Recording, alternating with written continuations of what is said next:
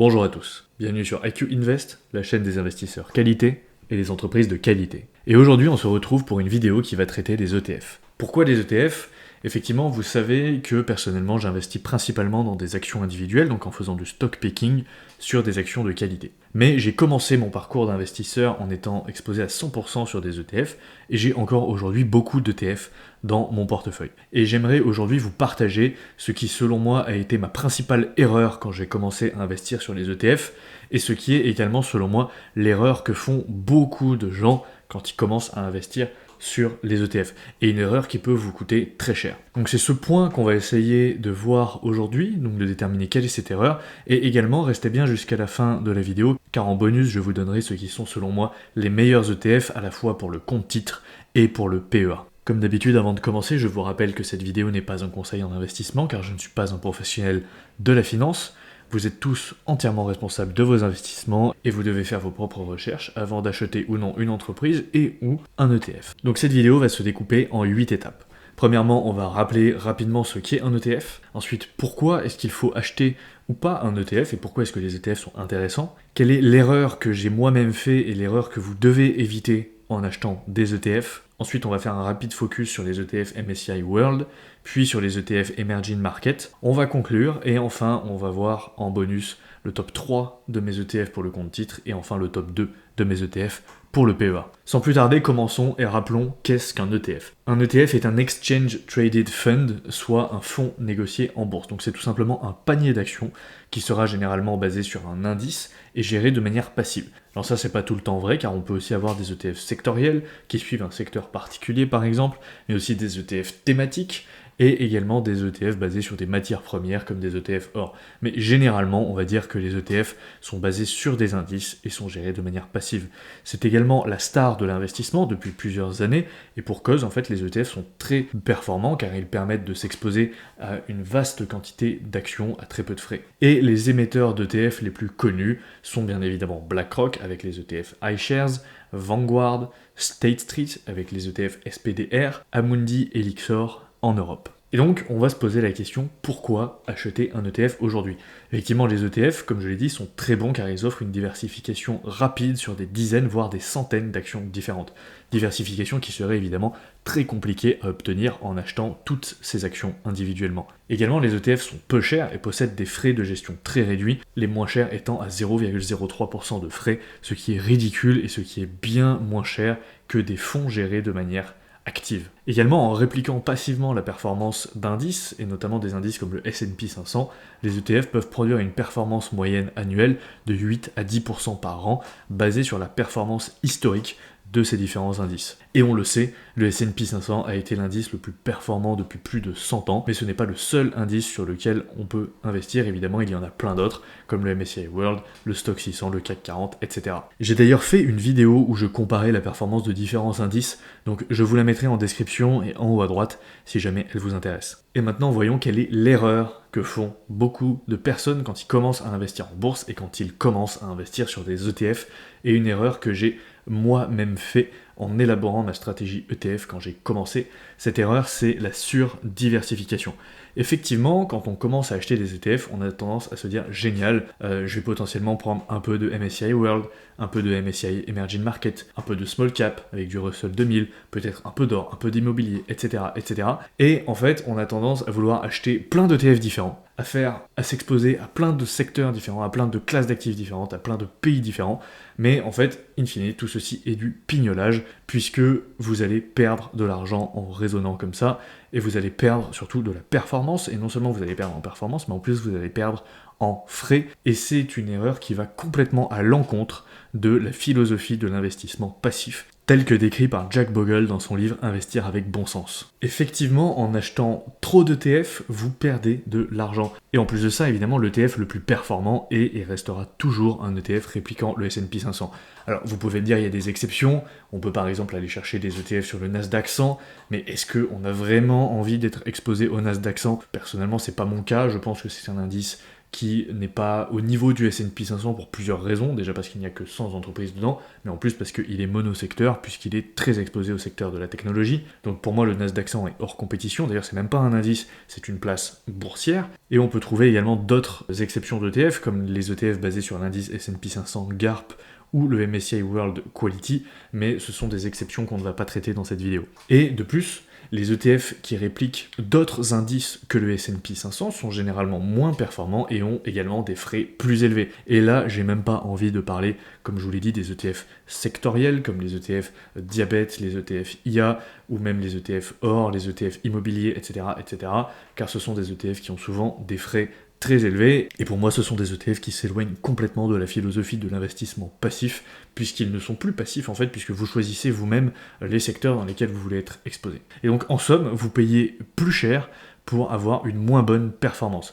Et sur 20 ans, ça peut vous coûter très cher, car à vouloir acheter des indices trop larges, des indices trop exotiques, ou même trop d'ETF différents, vous perdez de l'argent. Si on prend le cas du MSCI World, par exemple, le MSCI World, personnellement, c'est un des indices que j'ai le plus acheté via mes ETF, et sur le papier, c'est un indice qui paraît excellent, puisque c'est un indice qui est exposé au monde entier, enfin en tout cas à toutes les économies de l'OCDE, donc à toutes les économies des pays développés, et dans le MSCI World, on retrouve des pays comme les États-Unis, évidemment, le Japon, la Grande-Bretagne, la Suisse, la France, l'Allemagne, etc. Mais en fait, quand on creuse un peu plus le MSCI World, on se rend compte que la diversification supplémentaire qu'on obtient en achetant cet indice est moindre.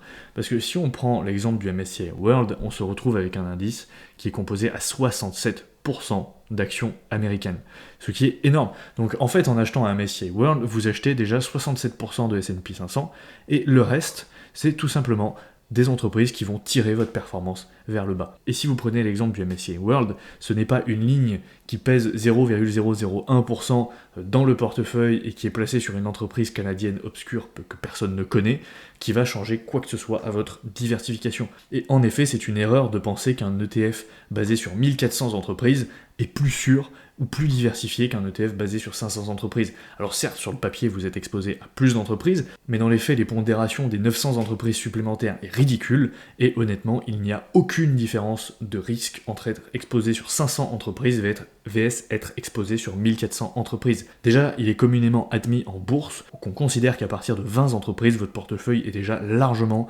diversifié. Alors 1400, c'est vraiment beaucoup trop. Et en plus, si on regarde la performance de cet indice, le MSCI World, et qu'on le regarde depuis 2013, on s'aperçoit qu'avec 10 000 $ investis, on aurait obtenu 41 000 $ sur le S&P 500 et seulement 29 000 $ sur le MSCI World, ce qui nous fait une différence de plus de 11 000 $.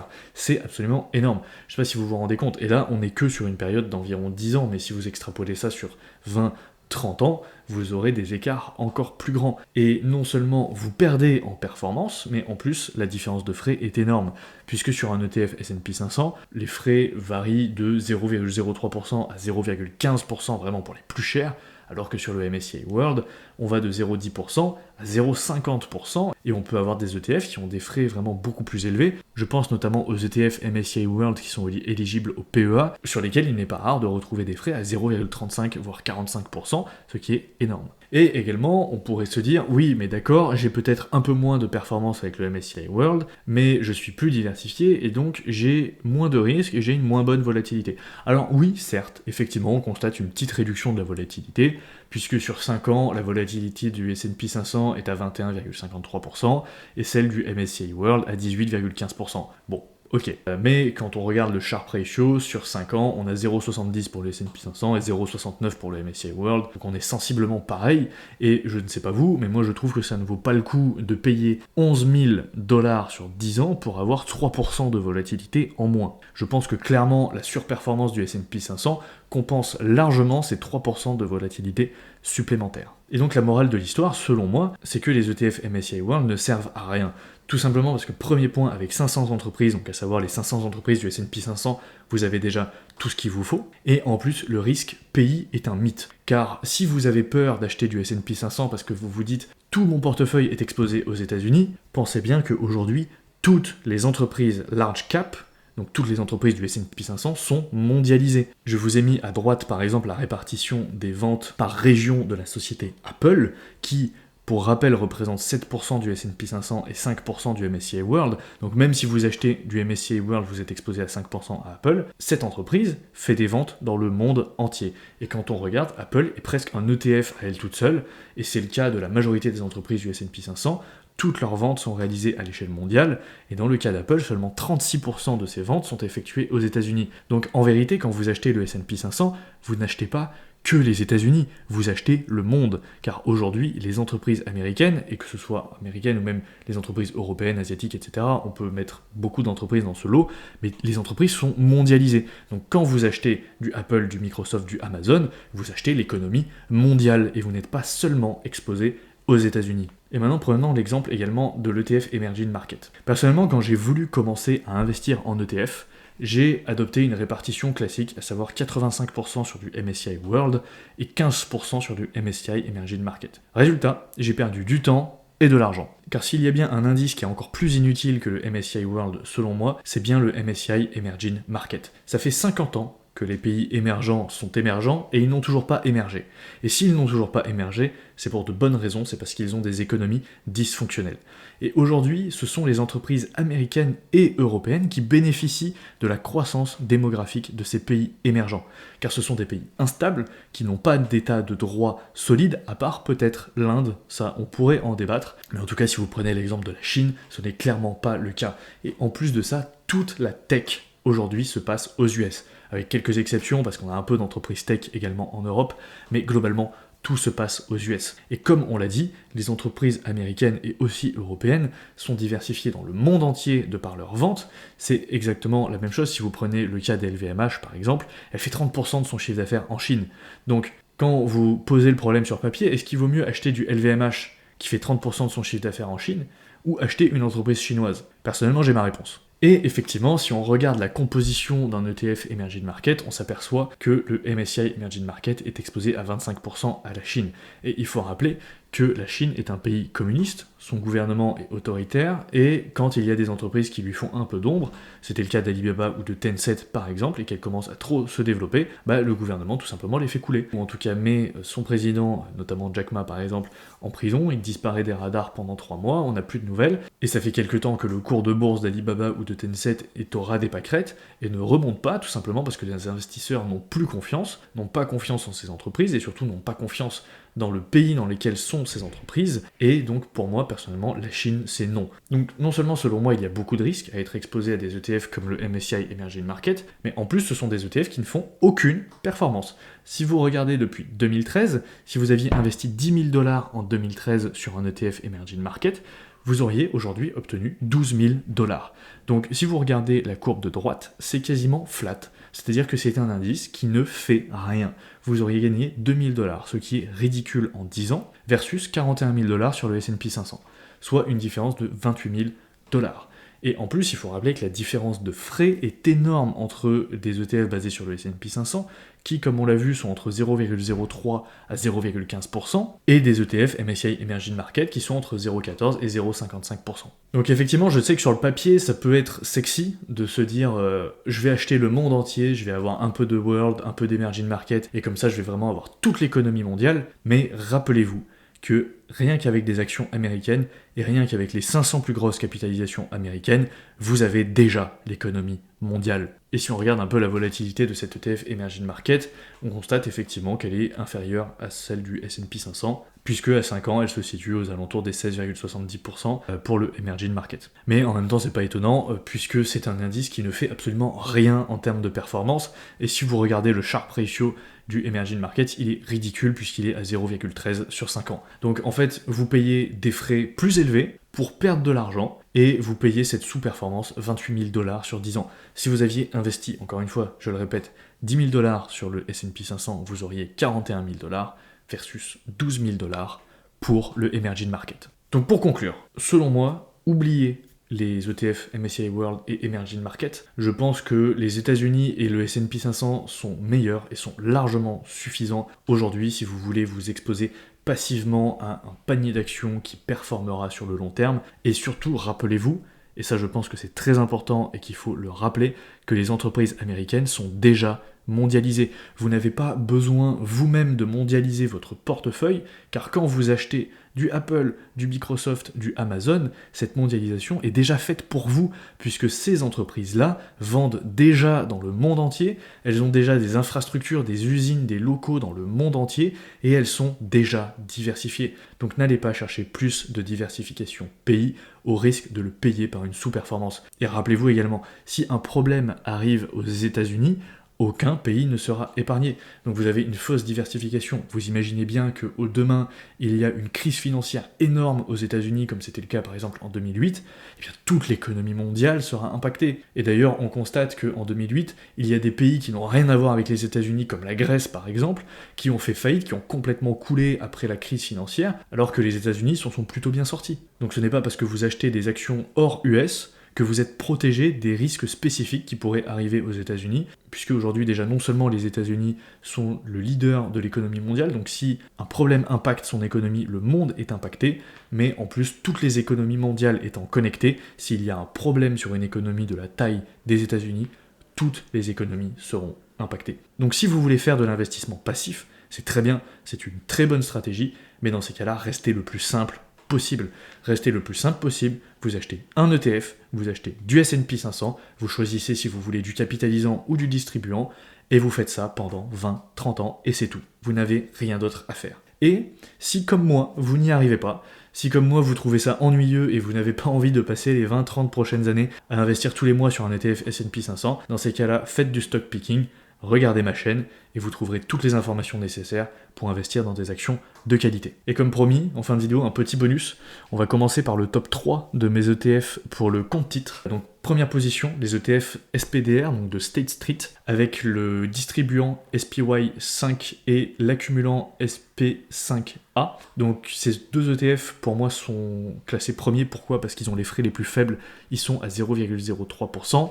Ils sont en réplication complète, donc ce qui est très bien. Encore une fois, on a un distribuant, un accumulant, et ils ont des tailles de fonds qui sont très élevées. Ensuite, en deuxième position, on retrouve les ETF de Vanguard. Ce sont des classiques, avec en distribuant le VUSA et en accumulant le VUAA. Et ces deux ETF ont des frais très faibles également, de 0,7%. Par contre, ils ont des tailles bien supérieures à ceux de State Street. Donc là, selon moi, vous devez faire un peu un choix entre des frais moins élevés versus une taille de fonds plus élevée. Personnellement, j'aurais tendance à dire que les frais, que moins vous payez de frais, mieux c'est. Donc clairement, si vous deviez choisir un ETF pour le CTO, partez pour le moins cher et prenez du State Street.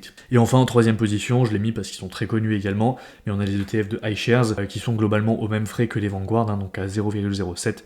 Et là, vous retrouvez en distribuant le IUSA et en accumulant le SRX8. Et pour terminer, les deux ETF selon moi indispensables pour le côté S&P 500, donc on retrouve les ETF de BNP Paribas, avec en distribuant le ESEA et en capitalisant le ESE. Donc personnellement, le ESE, c'est celui que j'ai. Par contre, à noter que sur le PEA, effectivement, les frais sont un peu plus élevés. Pour les ETF S&P 500, là, on est à 0,15. Donc on a quand même 5 fois plus de frais qu'un ETF comme State Street, ce qui quand même est non négligeable. Et ensuite, il faut noter, en deuxième position, l'ETF de Lyxor, le PSP5, mais qui n'est disponible que en capitalisant, il n'est pas disponible en distribuant. Et également, faites attention quand vous achetez des ETF aux arnaques ESG et aux différents changements de fonds, car on s'est fait avoir par Amundi en septembre dernier, qui a changé son ETF S&P 500 pour un ETF S&P 500 ESG. Personnellement, j'avais acheté l'ETF Amundi, et quand j'ai entendu l'annonce, comme quoi ils allaient changer de fonds, j'ai direct tout basculé sur le BNP Paribas, j'ai même pas cherché à comprendre, tout simplement parce que c'est des ETF qui coûtent plus cher.